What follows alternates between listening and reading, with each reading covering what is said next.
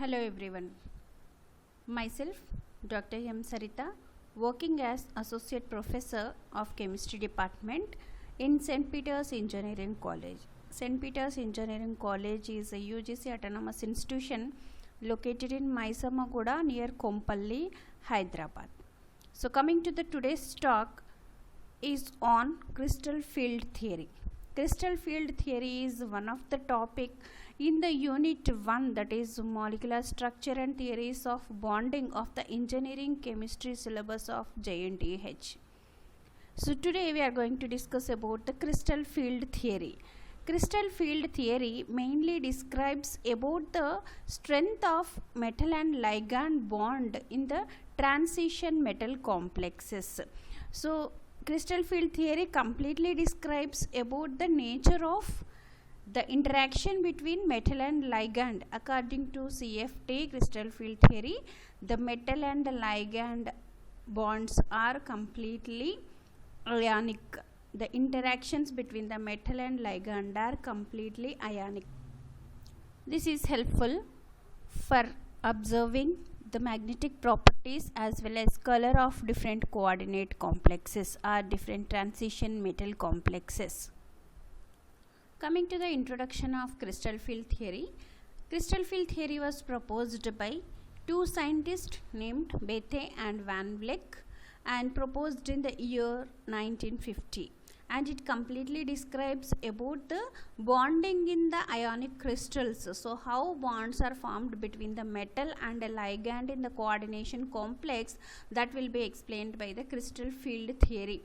And according to this theory, the electrostatic approach to the bonding in the metal complexes, that is purely ionic bond is present between the metal and ligand in the coordination complexes. So coming to the postulates of the crystal field theory. According to crystal field theory, the central metal atom is surrounded by ligands to form a complex. When the ligand approaches the metal atom to form the coordination complex, the ligand will come along the axis or in between the axis based on the orientation of the complex or based on the structure of the complex, so that complex will be formed. And the ligands are nothing but ions with a negative charge or a molecule which is having the lone pair of electrons. When these ligands will approach the central metal atom, they will donate their lone pair of electrons and share with the metal atom, so that a complex will be formed. And according to CFT, the ligands are considered as point charges. If the ligands are having negative charge, the ligands are known as the negative point charges, and if the ligands are neutral molecules, then they are considered as the dipoles, point dipoles. And in the point dipole, during the formation of a metal coordinate complex, if we are having the dipole, point dipoles or neutral ligands are present, then the negative part of the dipole will be closed to the metal in the metal complex, to the central metal atom of the metal complex. And the bonding between the metal cation and ligand arises due to electrostatic interaction. So according to CFT, the bond present between the metal and ligand is purely ionic, and the interaction between the electron of metal cation and those of the ligand are entirely repulsive. That is, when the ligand with an electron pair or with the negative charge, when it is approaching the central metal atom, then the d electrons of the central metal atom will repel with the negative charge of the ligand or with the lone pair electrons of the ligands when the ligand approaches the central metal atom. So because of the repulsions of electron cloud of d orbitals with that of lone pair of ligands, that will increases the energy of d orbitals. And initially what will happen is, generally the ligands will approach initially in a circular manner or spherical manner. In that case, the energy of all the d orbitals is going to increase in a similar way, but this will not happen all the time. So generally when the d orbitals will repel the electron cloud of ligands, then based on the orientation of the lobes, different lobes of the d orbitals, they are going to split into a different way. But in the free metal atom, before the approach of the ligand to the central metal atom, when the metal atom is free or when the metal ion is free, all the 5 d orbitals are having the same energy levels, and these are known as the degenerated orbitals. This is possible before the approach of the ligand towards the central metal atom, and when the ligand approaches the central metal atom, the d orbitals are going to split in a way based on the approach of the ligand, how the ligand is approaching. Based on that, the d orbitals are going to split. So before going to the splitting of d orbitals, now we will discuss the different types of d orbitals. As we all know, we have 5 d orbitals, that is dx square minus y square, dz square, dxy, dyz and dzx orbitals. So in the absence of ligand approach, all the 5 d orbitals will be having the same energy level, hence these are known as the degenerated orbitals. But when the ligand approaches the central metal atom, then the energy of d orbitals is going to increase, and that will be based on how they are oriented, how the d orbitals are oriented and how the ligand is approaching, whether the ligand is approaching along the axis or ligand is approaching in between the axis. Based on the orientation of different d orbitals, they are going to split into 2 different sets. The orbitals which are having their lobes or their orientation along the axis, they are known as the axial set of orbitals. These are the orbitals which are having their lobes or their orientation along the xyz coordinate axis. They are known as the axial set of orbitals or EG set of orbitals, and they are dz square and dx square minus y square. These 2 orbitals are having their lobes oriented along the axis. So these are known as the axial orbital or EG set of orbital. And the other type of set of d orbital is non-axial orbitals or T2G set of orbitals. These are the orbitals which are having their lobes in between the coordinate axis or which are oriented in between the xyz coordinate axis are known as the non-axial set of orbitals and represented with the T2G set of orbitals. Like here dyz, which is having their lobes oriented in between the y and z axis, whereas dzx, their lobes oriented in between the z and x coordinate axis, whereas the dxy represents which is having their lobes oriented in between xy axis. So by the approach of the ligands, the d orbitals will increase their energy but not in a similar way. So the orbitals which are having their lobes on the axis, they are known as the axial set of orbitals, and the orbitals which are having their lobes oriented in between the axis, they are known as the non-axial set of orbitals. So by the approach of the ligand towards the central metal atom, the d orbital will split into 2 different sets. One is the EG set of orbital and other one is the T2G set of orbital. The splitting of these 5 degenerated orbitals of metal ion under the influence of the ligands into 2 different sets, that is axial and non-axial set of orbitals, is known as the crystal field splitting. and this crystal field splitting is affected by some of the factors like the nature of ligands. If the stronger is the ligand, greater will be the splitting of the d orbitals, greater will be the splitting energy between the d orbitals, and it also depends upon the oxidation state of the central metal ion. A higher oxidation state of the central metal ion will leads to a larger splitting, will leads to a high splitting between the two degenerated sets of orbitals.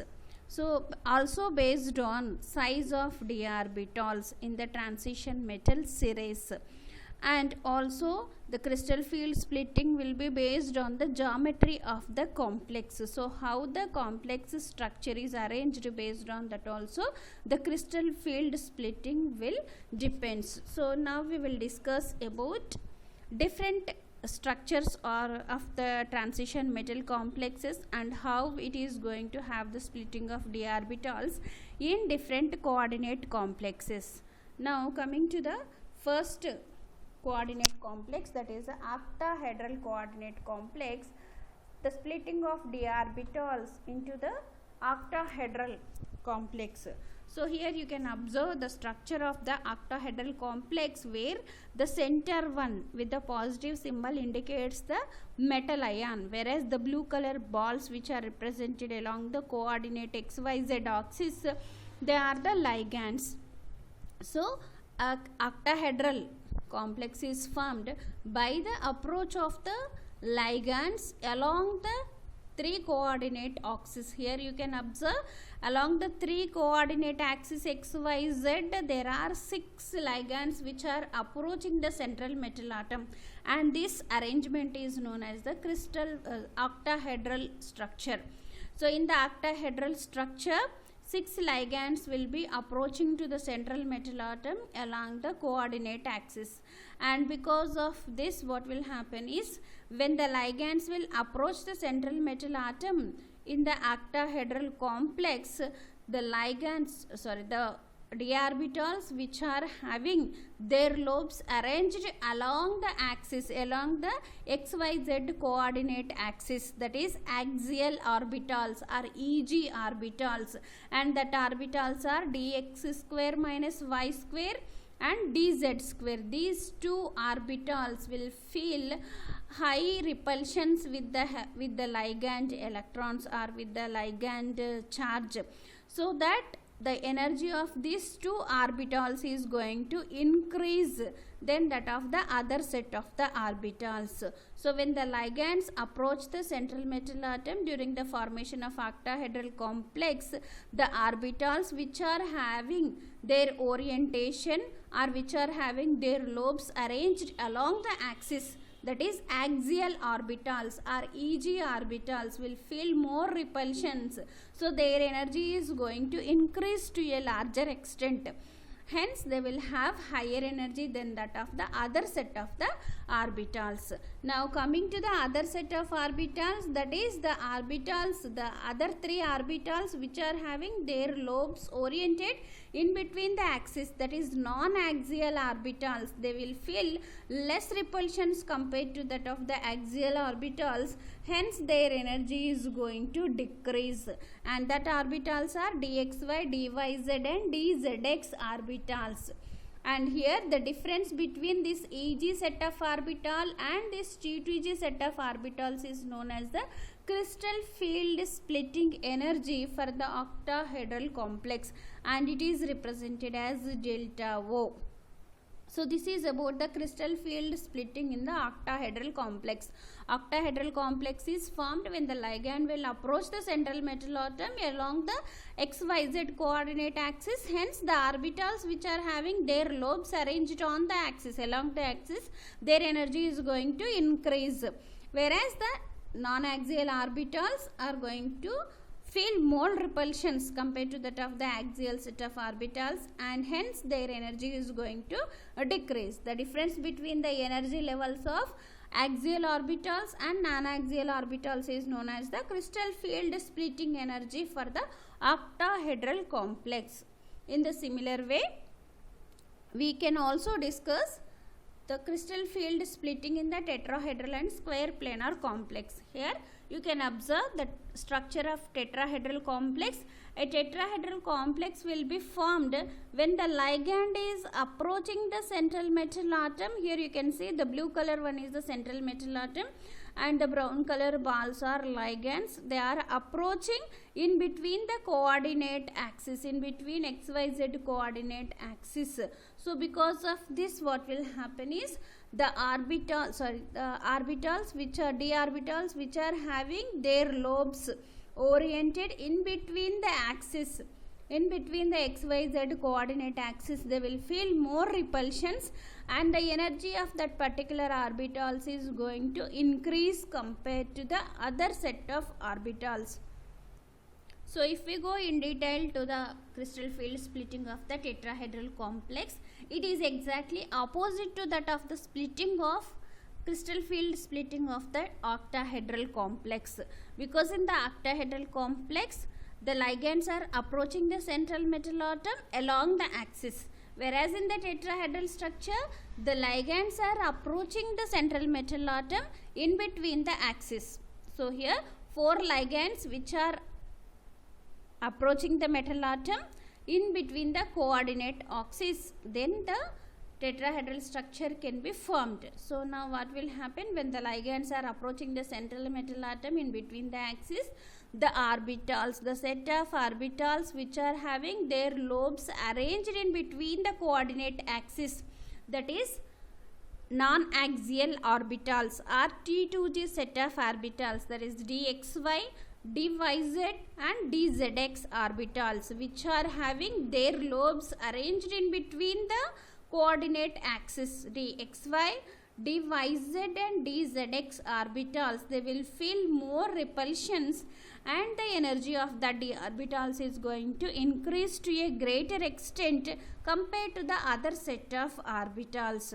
So whereas the other set of orbitals, like the orbitals which are having their lobes arranged along the axis, they are going to feel less repulsions in the tetrahedral structure, so that their energy is going to decrease. That is, the Eg set of orbitals energy is going to decrease. Now T2G orbitals are having high energy than that of the Eg orbitals in the tetrahedral complex.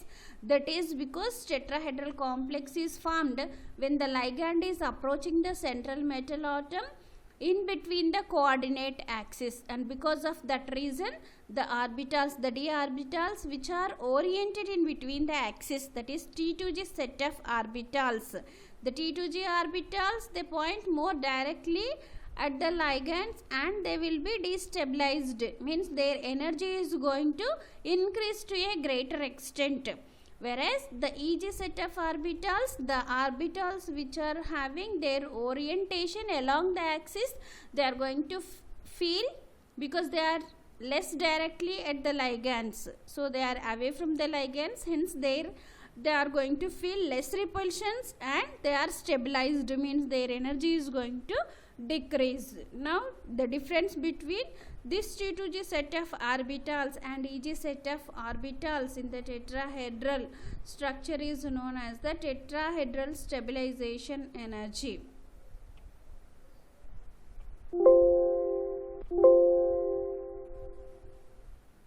If we go for the study of crystal field splitting energy in the other geometry, that is in the square planar complex, so how it is going to split the d orbitals, its d orbitals by the approach of ligand, that we can discuss.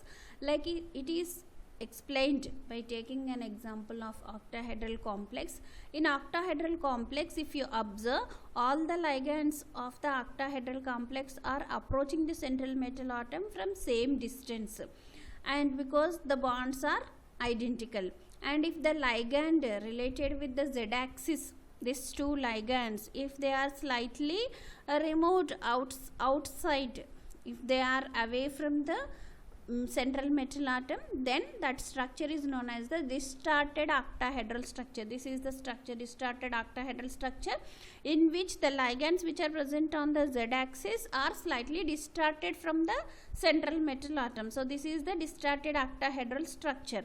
Now the orbitals which are present their lobes on the z axis, they are going to feel less repulsions, whereas in the other structure, like if completely the ligands which are present on the z axis, if they are removed completely, then it will form the square planar complex. So in the other hand, square planar complex can be formed from the octahedral complex when the ligands present on the z axis are removed from the central metal atom. If the ligands present on the z axis are slightly distorted from the central metal atom, then it will form the distorted octahedral structure. And here the orbitals which are having their lobes oriented on the z axis, they will feel less repulsions, their energy is going to decrease. Whereas coming to the square planar complex, where completely the orbitals present on the ligands present on the z axis are completely removed, hence the ligands, the orbitals which are present their lobes on the z axis, they are completely going to reduce their energy, they are going to stabilize completely. So in turn, square planar complex can be formed from the octahedral complex with the absence of two more ligands on the z axis. Now coming to the splitting of d orbitals in the square planar complex, like in the free metal atom, all the d orbitals are degenerated orbitals because they are having the same energy levels. This is in the absence of any ligand in the free metal atom. And when the ligand approaches the central metal atom, initially the ligands will approach in a spherical manner, so that in a circular manner, so that all the d orbitals are going to increase their energy in a similar way. Here also the d orbitals are in the degenerated state. Now when the ligands approaches to form the octahedral complex, along the xyz axis, if the ligands are approaching the central metal atom, then that is known as the octahedral, and the d orbitals are going to split in this way. The orbitals which are having their lobes oriented along the axis, that is axial orbitals dz square and dx square minus y square, these two orbitals are going to increase their energy to a greater extent, whereas the orbital which are present their lobes in between the axis, that is non-axial set of orbitals, that is dxy, dyz and dzx orbitals, are going to reduce their energy. So that this is the splitting in the octahedral complex. Now when the d orbitals present along the z axis are removed, not completely removed, when they are distorted from the axis, when they are far away from the z axis, then what will happen? This Eg set of orbitals will split into again dx square minus y square and dz square, because the dz square orbitals are going to feel less repulsions compared to that of the dz square, dx square minus y square. So this dz square is going to feel less repulsions, its energy is going to decrease in the distorted octahedral structure. And again this T2G set of orbitals also going to split into dxy and dxz orbitals, two different sets. This is the splitting. The second splitting is in the distorted octahedral structure, where the ligands which are present on the z axis, they will be far away from the central metal atom. And completely coming to the other step, that is in the stage 5, where the ligands which are present on the z axis are completely removed from the octahedral complex, that will give the square planar complex. And in the square planar complex, again further, because of the absence of ligands on the z axis, the orbitals which are having their lobes related to z axis, their energy is completely going to reduce. Again here, because of that, the dz square orbital are going to reduce its energy furthermore in the square planar complex, whereas because of this, the ligands which are present on the x and y axis, they will come closer to the central metal atom. Hence they are going to feel more repulsions when the ligand will approach along the xy axis. So the orbitals, the d orbitals which are having their lobes related to x and y axis, their energy is going to increase. So the dxy energy is going to be more compared to that of the dz square in the square planar complex, whereas dxz and dyz orbitals, these are related to the orientation of their lobes related to the z axis. Hence their energy is further going to reduce in the square planar complex. And the difference between the energy of dx square minus y square and the dxz and yz orbitals is known as the crystal field splitting energy for the square planar complex.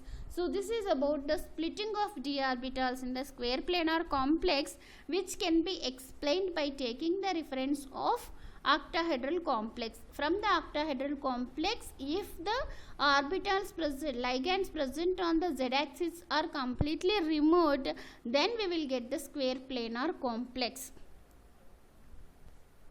So if we correlate the crystal field splitting in the octahedral, tetrahedral and square planar complex, that is crystal field splitting depends upon the geometry of the complexes, cometal coordinate complexes. In octahedral complex, each set of orbitals are having high energy than that of the T2G set of orbitals, whereas in the tetrahedral, T2G set of orbitals are having the high energy than that of the EG set of orbitals, whereas in the square planar complex, again the octahedral orbitals will split into two different sets, because in the square planar complex, two ligands present on the z axis will be absent when compared to that of the octahedral complex. And this is about the comparison of the crystal field splitting in the tetrahedral, octahedral and square planar complexes. Now coming to the factors which are affecting the crystal field splitting energy. The difference between the energy levels of different splitted orbitals in a geometry, in a metal coordinate geometry, is known as the crystal field splitting. And the crystal field splitting energy will be depending upon the oxidation state of metal ion. As the oxidation state of metal ion increases, the crystal field splitting is also going to increase. Ruthenium with the +2 oxidation state is having 19,800 centimeter inverse crystal field splitting energy, whereas ruthenium +3 is going to have at 28,600. And crystal field splitting also depends upon the nature of ligand. If the ligand is strong enough, then the splitting of d orbitals is going to increase to a greater extent, so that the crystal field splitting energy will be having the higher value. And if a weaker ligand approaches the central metal atom, then the crystal field splitting will be having the lower value. And also the crystal field splitting depends upon the geometry. As we have discussed, the crystal field splitting will be based on the structure of the complex, metal coordinate complex. So always tetrahedral geometry is having lower crystal field splitting than that of the octahedral geometry.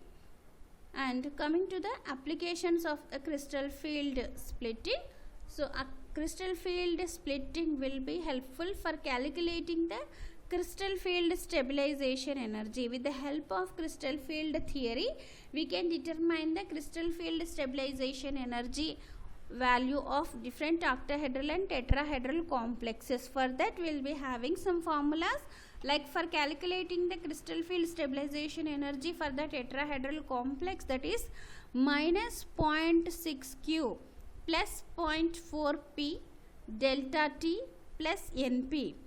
And crystal field splitting energy value for the octahedral complex is minus 0.4 P plus 0.6 q delta naught plus np, where n is the number of paired electrons present in the d orbitals, and whereas p is the pairing energy of different d orbitals, and p and q are the number of electrons present in the Eg set of orbitals and T2g set of orbitals respectively.